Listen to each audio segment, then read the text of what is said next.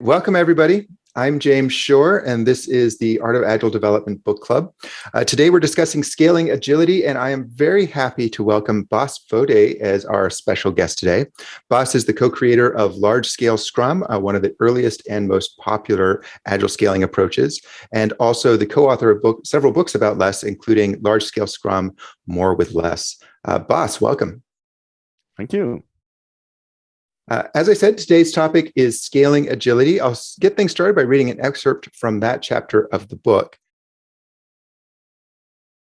Chapter 6, Scaling Agility.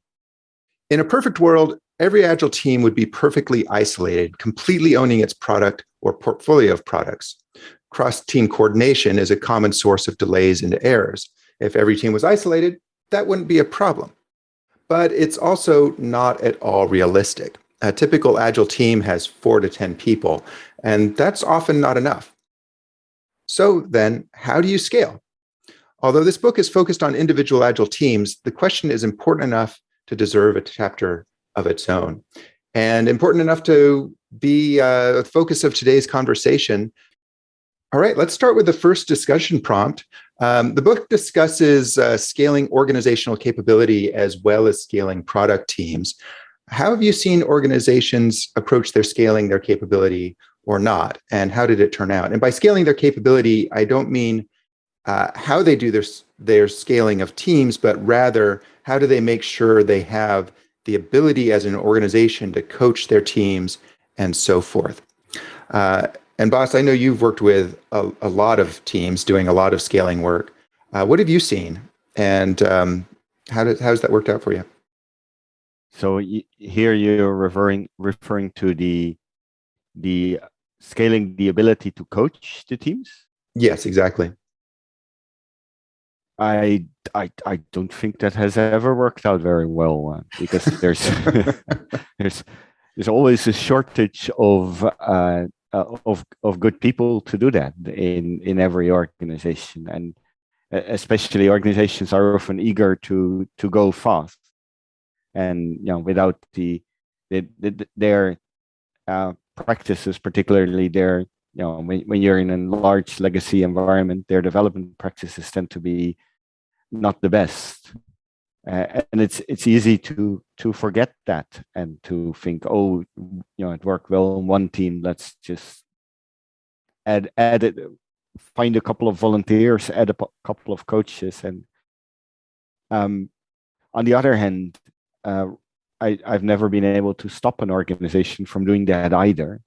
So it's often you just take that and try to cope with it as best as you can. Yeah, I mean, I've certainly seen the same thing. People underestimate what is involved with being really a high performance, fluent, agile team, and they just sort of dive in. They don't really think about their coaching capability or even necessarily what they need to do from an organizational investment perspective. So it's not just the coaching that I'm referring to, but it's also just laying the groundwork for, seeing a successful, having Agile be successful on multiple teams. One thing I have seen is companies like ThoughtWorks be hired to, make the organization agile by doing a lot of peer development. Just bring in a ton of contractors and have them work with the teams. Is that something you've seen over in Europe? I've seen approaches of that, but I often the cases I've seen ThoughtWorks to take that as an example again. They actually preferred to have their own people work with their own people rather than coaching the others. And that's interesting. In the long run, that didn't really lead to a good success. Yeah, well, of course, ThoughtWorks is a very, very large company now, so I imagine different people are doing things different ways. Reminder to those of your audience, we would love to hear from you as well. So what have you seen in terms of how companies have approached scaling their capability in terms of coaching capability and organizational capability to support Agile teams? I would love to hear your thoughts. Just go ahead and raise your hand and I will call on you. Getting back to this idea of, well, we can scale by bringing in lots of people who've done it before. It is something I've seen in some companies where the folks actually were joining the team, but I haven't yet seen it be super successful.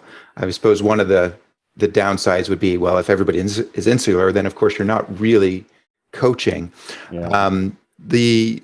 The one I'm thinking of was here in Portland with a large transportation company, and they brought in lots of folks, but once those folks left, the knowledge didn't stick. So it wasn't enough to just do Agile. They also needed to teach people how to sustain it. And I didn't see that happen, unfortunately. Yeah, or the people you coached left. Mm-hmm. At some point, and that happens. They'll get more knowledge. They'll get more awareness. They see what is possible and what isn't possible, and they get more annoyed by the organizational environment. Yeah. And that's myself one of the and maybe it's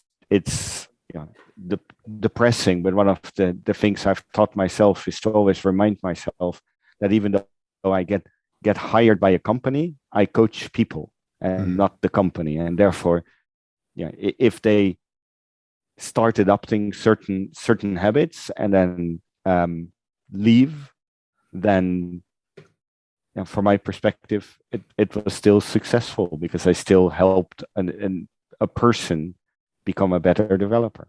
Yeah. What about all you watching right now? What does coaching mean to you?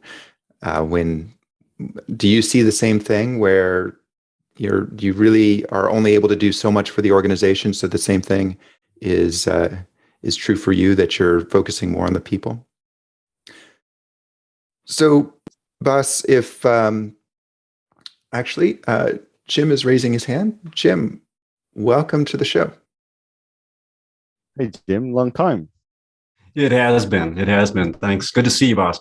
Yeah, I completely agree with that comment. Just to follow on James's invite to comment on this topic as well.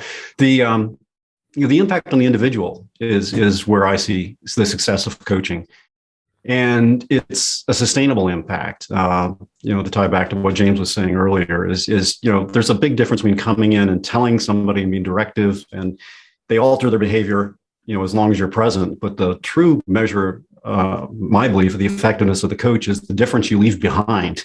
What happens after you're gone, and does the individual or the team or the organization that you work with actually experience a productive or a positive change?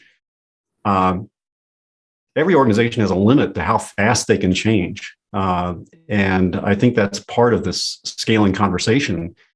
Is we have to understand and try to find where are the edges of what the possibilities are for change to be effective and sustainable. Because if we push too hard, we get pushed back, and when we leave, it's like a spring just snapping back to where it was before. And we have to make sure that we work as coaches, perhaps, to when the spring is sprung, when you've extended it so far that it no longer has the same tension anymore. It's like you got to get to the breaking point of the spring where you break that tension and then it doesn't snap back. But I think that's part of the frustration, Bas, that I've seen as well in dealing with organizations, is sometimes the people who are helping them, when we try to scale coaching internally, they get frustrated.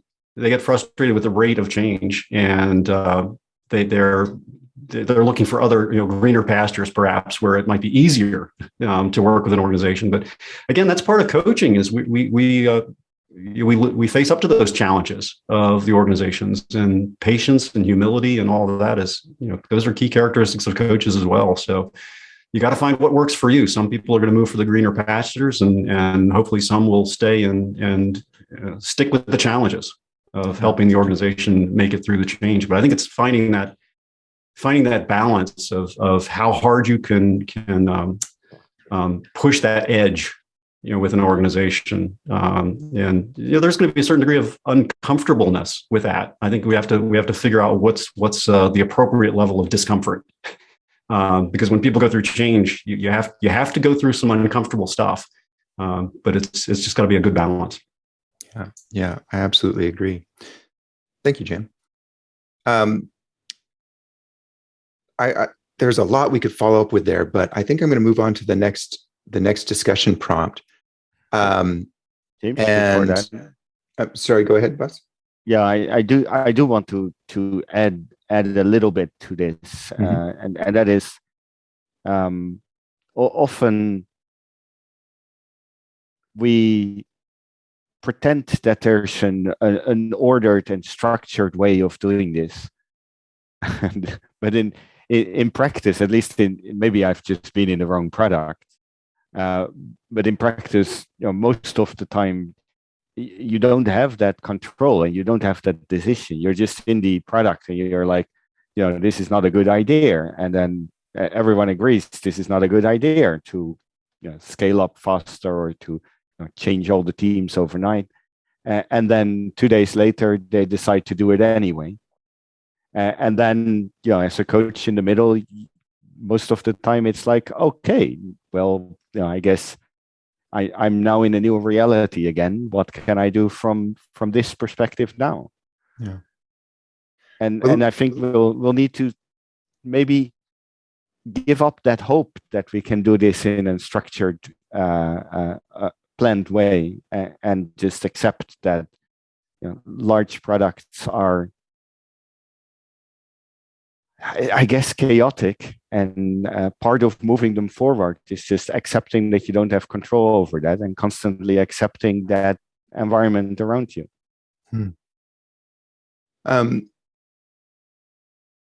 The next question I had sort of builds on this, and if you could do anything, if you had more control than you possibly do, if you could get the executives on board and the people from the grassroots on board, what would you do? What would be the best way to scale out coaching ability in your opinion or in your experience?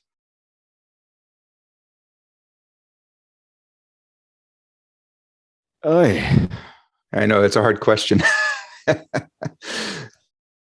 Yeah, not really. The answer is pretty simple, which is, if I had full control, then I would hire all the super best people and let them work with the teams, and then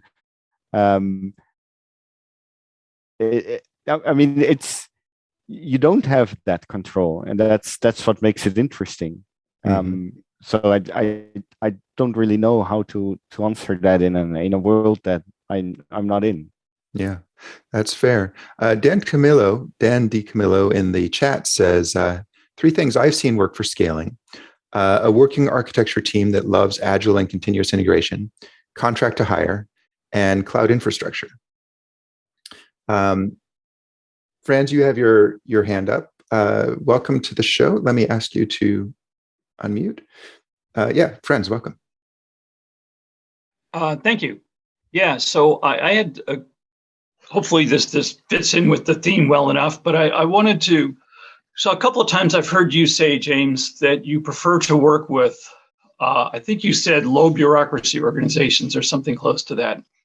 And what that made me wonder is whether you think that there's a certain scale at which point there basically isn't any hope, that the org is too big, too bureaucratic, it can't be worked with, or whether that you think that just depends on the coach and you just aren't the right coach for such an org. Yeah, that's a really interesting question. I'd be interested to hear Bas's perspective on this as well. For me, the size of the organization isn't, the overall organization isn't relevant. I'm currently working with a healthcare company that's, absolutely massive in the US, but the portion of it I'm working with right now is only 40 people, maybe 50 people. And that's very tractable. So I'm working with the executives in the team and also the people on the ground. And that level of scaling, yeah, that's actually, it still faces all the problems that everybody's talking about, and that change is still hard, but it's manageable. And So what I would say is high bureaucracy organizations probably aren't a good fit for Agile in general, at least not trying to scale it out across the entire organization. But organizations aren't really monoliths. They're composed of all these little pieces, and you can tackle specific pieces and make progress in those specific pieces. That's what I've seen. Bas, how about you? What have you seen? I would need to know a bit more of a definition of what you see as an high bureaucracy versus low bureaucracy organization, because Franz has equated it a little bit to size, which is high bureaucracy means large size, low bureaucracy means smaller size. But I'd like to understand more what that would mean in high bureaucracy organization. Yeah, Franz, can you speak to that? I think he left. No, he's still here, but he did. Oh, yeah. Franz, I'm still here. Yeah, well, actually, I'm kind of more hoping that James will define it.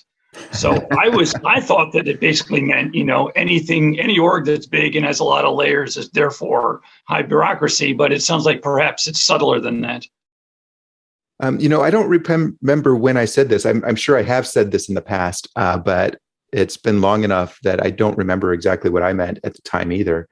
But I would say that there's some types of organizations that are more successful with Agile than not. And for me, it's the ones that are not as command and control, more willing to be flexible, don't have as much controls around who can talk to who and how HR is done and so forth. And I guess I would call that sort of high bureaucracy versus low bureaucracy. What's your take on that, Bas?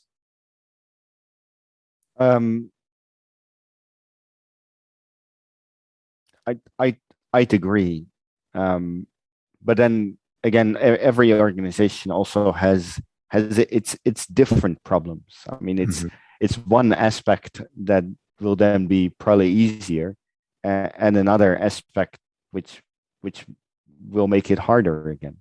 I found almost even now I'm working in a relatively small organization, and I almost for the first time in a long time to work so actively in a relatively small organization, and I had hoped that it would be a lot easier. And it's not easier. It's just different problems again.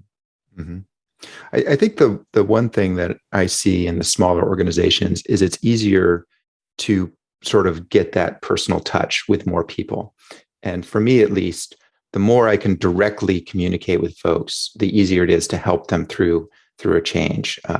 When you've got lots and lots of people, then you've got to do a lot of coach the coaching and form a team of folks to help spread the information. And of course, then you start getting the telephone game and so forth. And to then add some experiences to that, one of the more successful experiences with that was where we had a group of coaches and they would regularly for a 2-week period all together go to one place in a product and pick 2 or 3 teams and then just intensively coach these 2 or 3 teams for a 2-week period, and that combined the coaching the coaches and coaching the team at the same time, so that you wouldn't have that problem. Yeah, and that was a very nice experience, and we did that repeated that quite often for many teams, and worked really well. Nice. We've had a couple people with their hands up for a while now. Let's start out with Tony. Tony, welcome to the show. Thank you. Can everyone hear me? Yeah, you're coming through loud and clear. Okay, thank you. I love when Bas asking about the definitions of the bureaucracies, because one of my colleagues, he coined the term of minimum viable bureaucracy, and essentially, as far as I can tell, most of us, what it means to us is it's a flat organization structures where we try to avoid the layer and we try to basically let the information flow up, down, or sideways as fast as we can.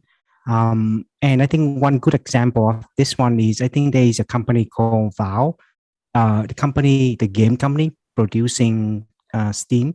And I think that is the structures that they try to follow, where they try to avoid the bureaucracies and by trying to put in the flat organization structure as much as they can.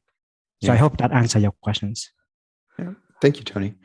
So Valve, of course, is a good example of a company with a fairly unique approach to this. Bas, are you very familiar with their style?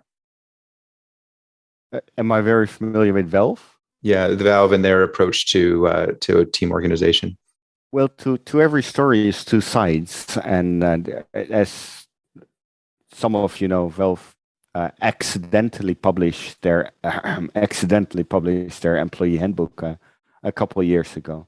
Mm-hmm. But if you search a bit deeper, you'll find a second story behind the Valve story about angry people leaving because there's a too much controlling environment. And I've not worked there. I've not been there, and I don't want to draw too much conclusions on it.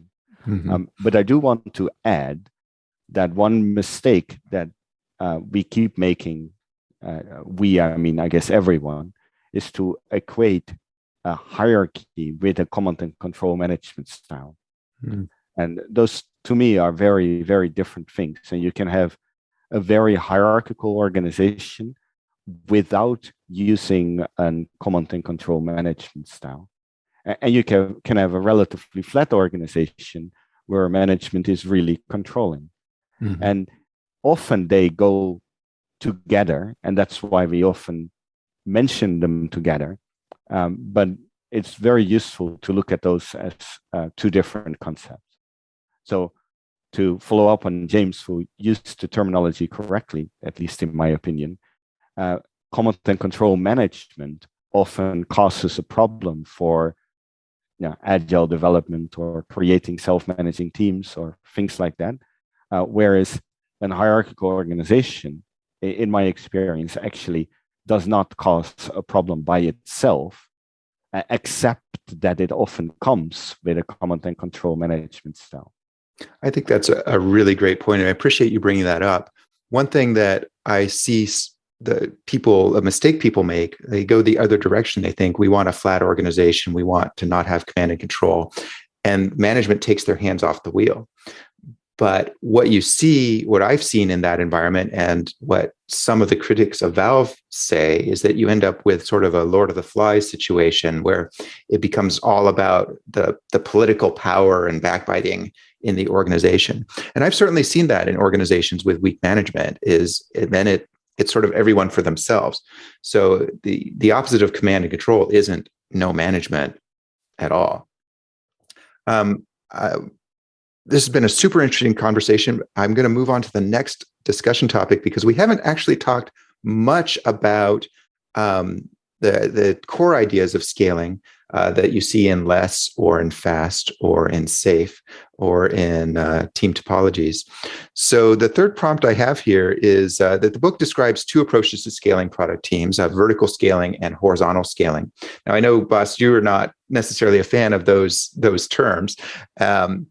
But if we think of vertical scaling as more aggressive code sharing across teams, and horizontal scaling as more aggressive isolation between teams, and I don't know if you would agree with it, but if I say that, I would say less is more on the vertical scaling side, and the Team Topologies book is more on the horizontal scaling side.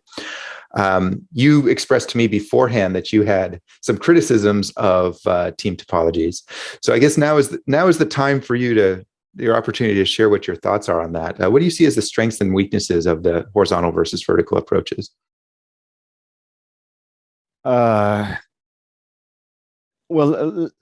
Let me contrast the. Let me start off with the idea that the ideal situation is where a team is isolated and independent, which is often kind of mentioned. When we scale off, we need to create as much isolated independent teams. that premise I don't agree with already.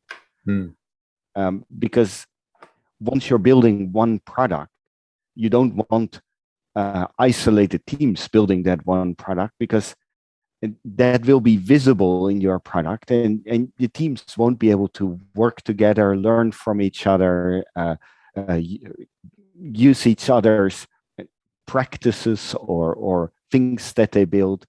And therefore, that concept, that if you look at team topologies and strict code ownership, it seems to have that assumption that we want the teams to be so isolated as isolated as possible. And to me, that comes from the frustration of being dependent on other teams for doing something. Right? So if my team is building a part and I need something from another team and I'm blocked by that other team, then that causes a frustration. And from that, the conclusion that people would like to be isolated. Whereas one of the things that I strongly promote is to have not isolated teams who closely collaborate, but are not blocked by each other.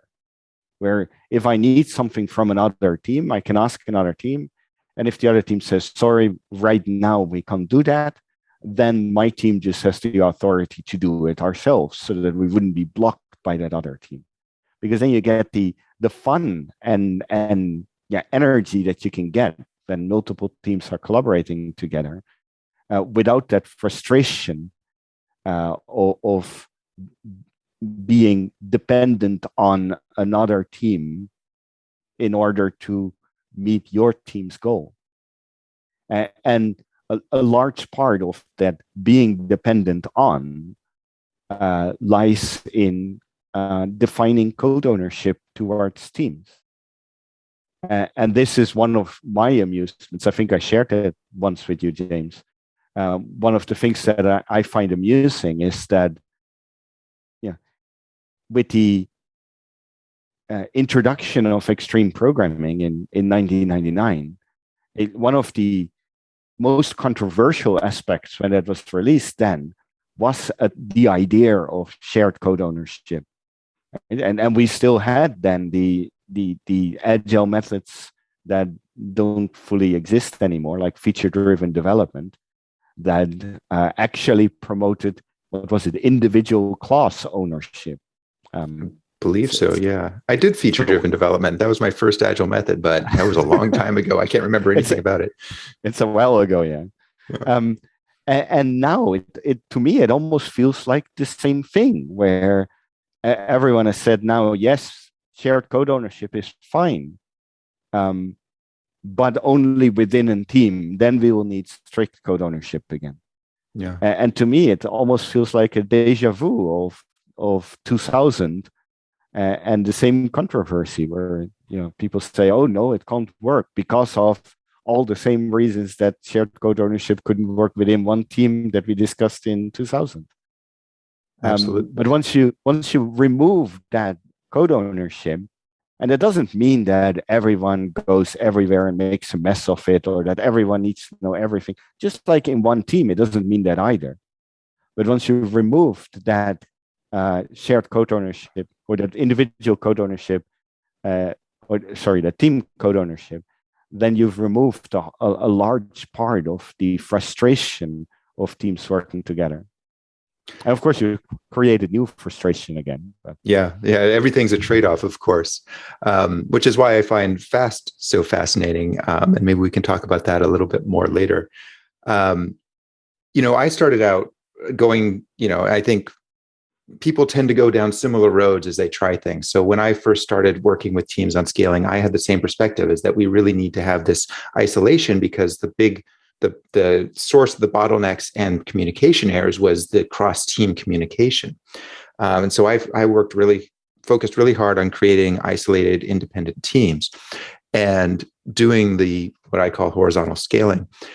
And what I found is that, though, even if that was a good idea, which of course you're saying it's not, but even if it was a good idea, it's not really possible. In that there are always going to be dependencies, and the more rigid you make that, the more rigid you make your product organization, and the more difficult it is to react to change. And that was really what pushed me away from horizontal, is doing that with with a company that had scaled up to 80 people, but they couldn't maintain it. Not 80 people, 80 teams. They couldn't maintain it because with that many teams, it was just impossible to have people focus on the same thing forever, because the business problem was changing.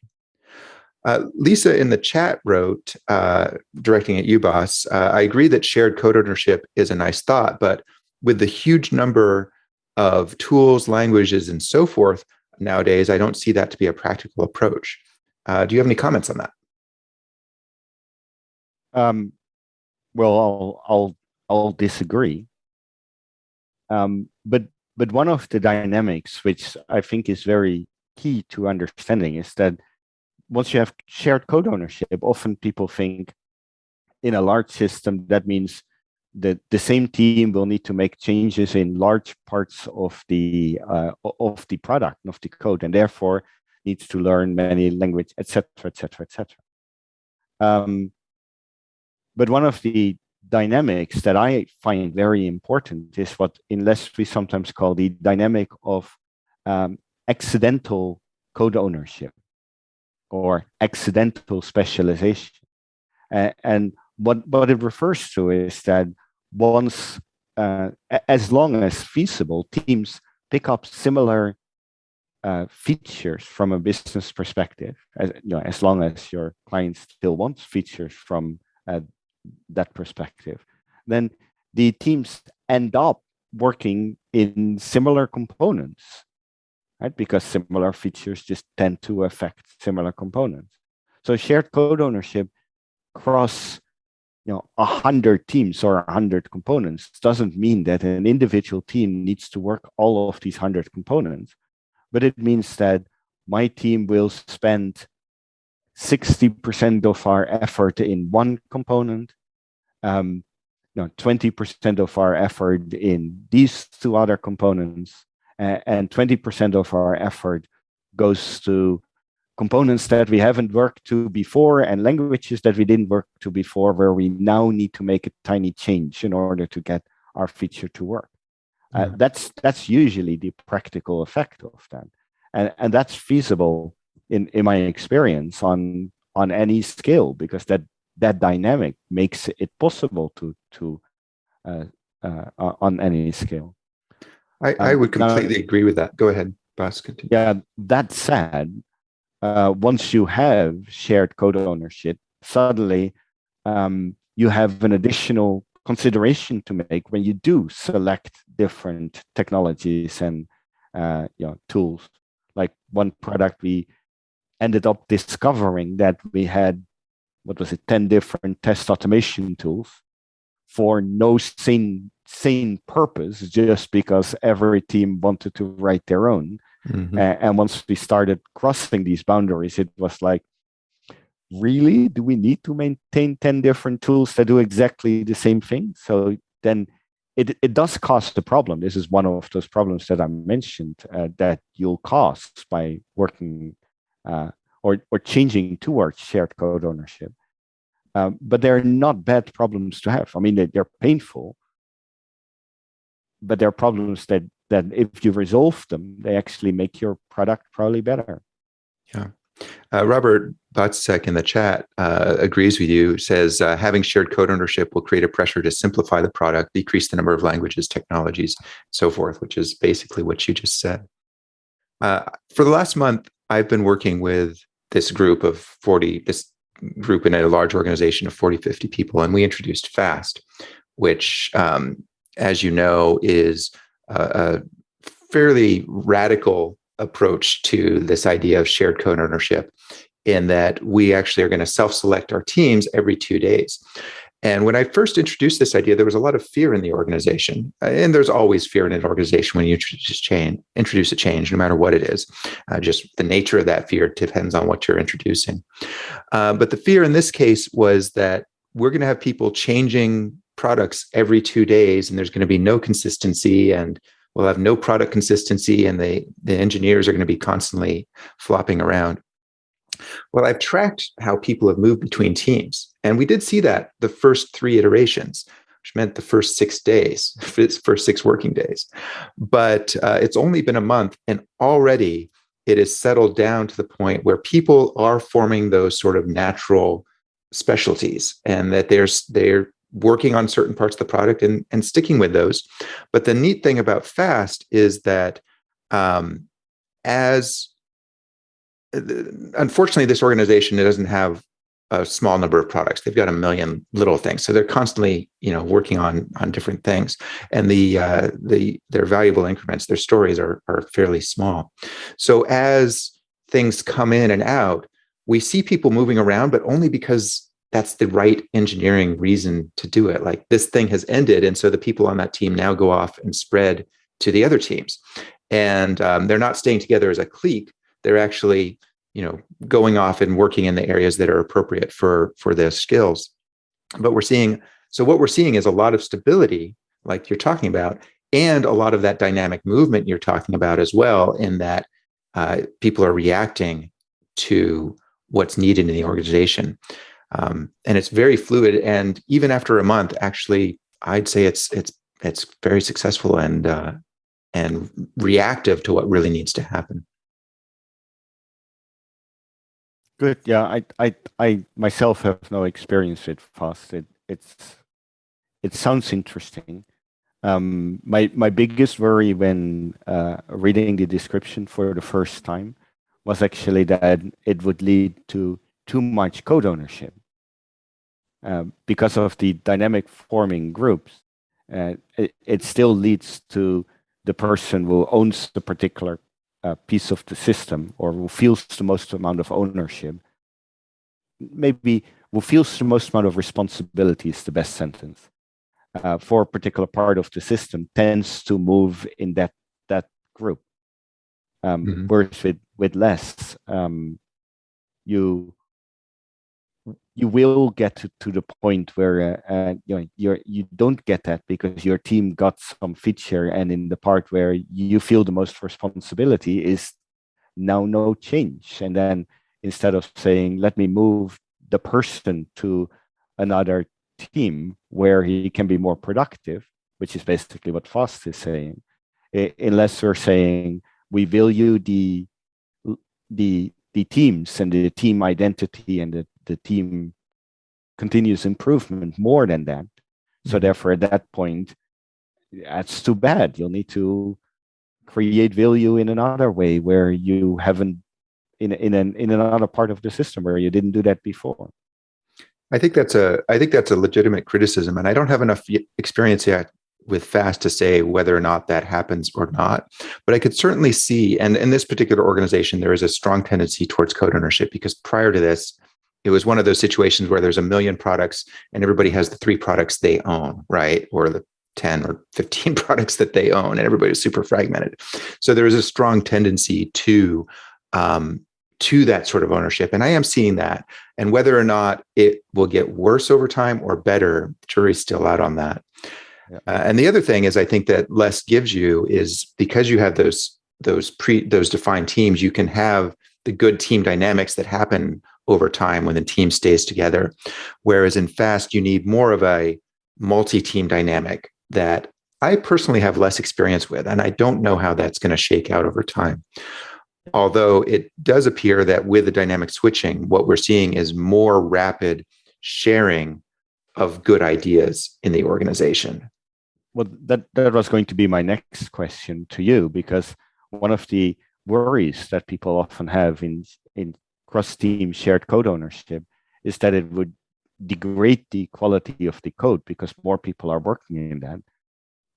But more and more, I come to find it's the exact opposite, which is once you create code ownership, you're not aware of what's happening in that team in that particular component.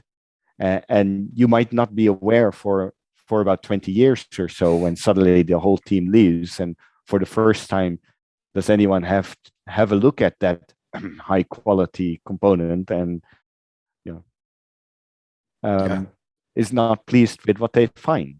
Whereas if you move to shared cross-team shared code ownership, then when one team is producing crap, then that will be very visible in the entire organization, because the other teams are not going to be happy about that.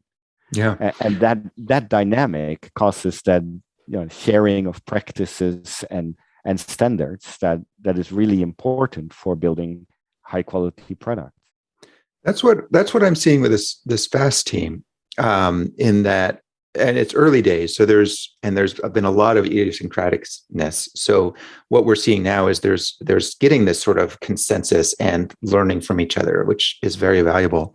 We've only got a few minutes left, but I want to get to a common criticism of less, and one that I actually had in the beginning, and get your take on it. And Sarah Ventris in the comments actually touched on this.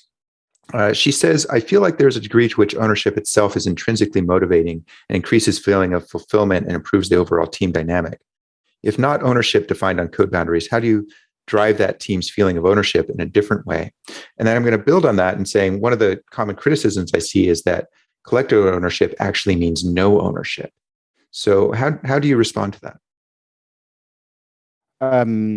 Well, I think your interpretation of the question and the question is slightly different. So I'm going to respond to both of those. Mm-hmm. Please do. First, I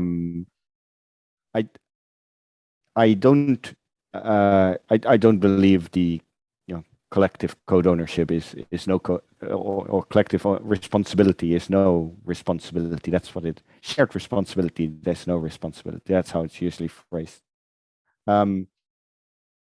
Shared responsibility without any boundary whatsoever is probably no responsibility. But there's a lot of in between.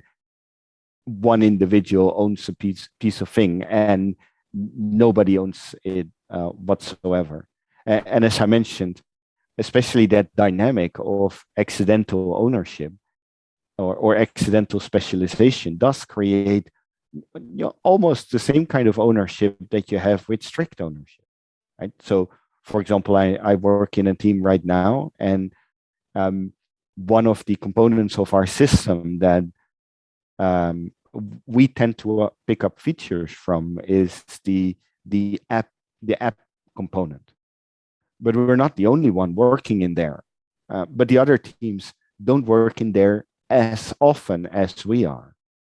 So we tend to be the ones that focus on the longer term health of that component. And whenever the other teams go there, they don't ask us to build functionality, but they do ask us to join them for pairing up, for getting to know the current structure of the component and giving them some guidelines on what are the standards and reviewing the code that they make. And we provide that, we do that. And then they're on their own. We are not the constraint for them. But in a way, it still has this very similar feeling of responsibility towards the quality of a particular part of the system. It's just you're not a bottleneck anymore. Fantastic. But the question that was asked also related a bit to identity. And one of the things we really want to have in less is that the teams together start together, feel responsible for and identify with the entire product rather than a part of that product. And that is a key dynamic that you want to create, where the teams together work for that product and they collaborate. Like I've seen the cross-team dynamics to be almost as smooth as the in-team dynamics. Of course, they're still different, but the collaboration was so tight that they just identify with this larger thing and not with something that is tied to a particular team. Wonderful. Thank you very much, Bas. Unfortunately, we are out of time. This has been another fantastic discussion. I really want to appreciate Bas Vodde for joining us, for all of you for your participation. Next week is the U.S. Thanksgiving holiday, so there won't be any book club next Friday. So our following Friday, which I believe is December 3rd, we'll be getting into specific Agile practices. And our first one is foundational. It is the whole team. So that should be a great conversation. See the event page for the link to the free reading and the discussion topics. Thank you once again. Another great conversation. Thank you very much, Bas. And I will see you all next time. And thanks for the updated version of the book. It was needed. Oh, thank you very much. All right, that's it. Bye, everybody. Bye.